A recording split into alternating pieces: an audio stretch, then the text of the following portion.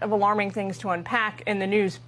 What struck me is reporting that the medical community has no idea as of now what's causing this spike. Something is absolutely going on in America right now that is causing this massive surge in colon cancer and other types of cancers, including breast and skin cancer in our young adults. The biggest red flag to researchers should be that we are now seeing it in young people. That's not normal. We need to figure out why. Obviously, I am very passionate about this topic since I was personally diagnosed with colon cancer at the ripe age of 24 years old.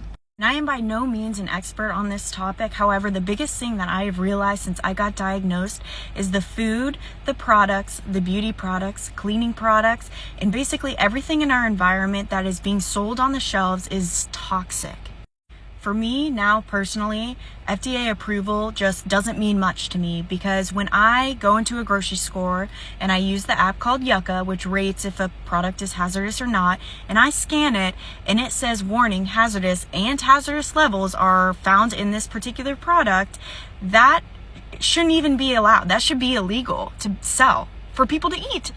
And the worst part about all of it is that these products that are being sold are being marketed as healthy, clean, and even if it says organic, that really just doesn't mean much anymore for a lot of the stuff that you find in the middle aisles of a grocery store.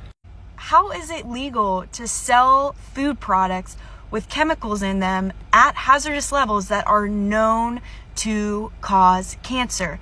I'm not an expert, but I'm telling you, the food and the stuff in our environment is what is causing this rise.